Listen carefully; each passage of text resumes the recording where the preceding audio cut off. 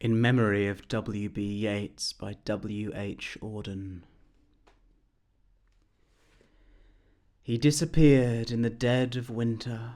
The brooks were frozen, the airports almost deserted, and snow disfigured the public statues. The mercury sank in the mouth of the dying day. What instruments we have agree, the day of his death was a dark, cold day.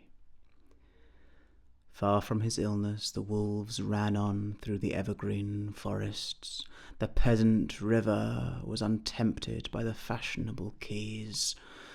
By mourning tongues, the death of the poet was kept from his poems. But for him it was his last afternoon as himself, an afternoon of nurses and rumours.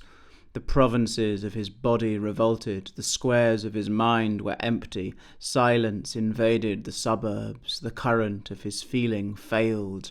He became his admirers. Now he is scattered among 100 cities, and wholly given over to unfamiliar affections, to find his happiness in another kind of wood, and be punished under a foreign code of conscience. The words of a dead man are modified in the guts of the living.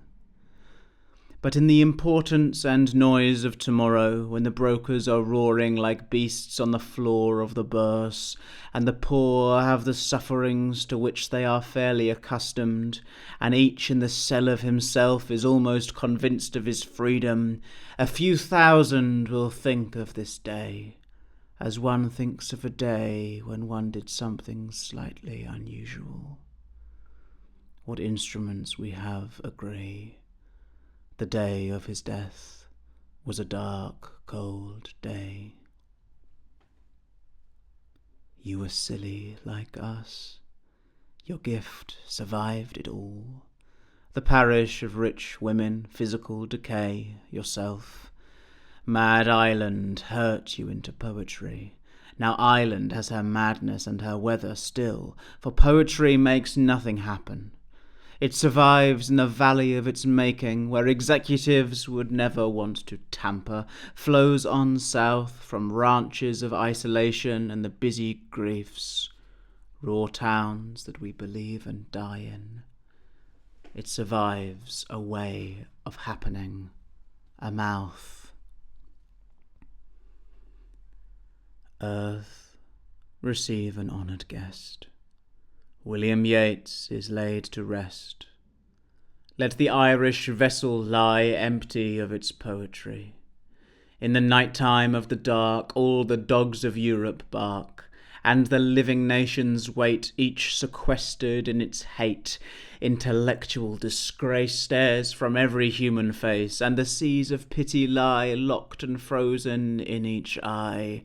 Follow, poet, follow right to the bottom of the night. With your unconstraining voice still persuade us to rejoice. With the farming of a verse make a vineyard of the curse. Sing of human unsuccess in a rapture of distress. In the deserts of the heart let the healing fountains start. In the prison of his days teach the free man how to praise.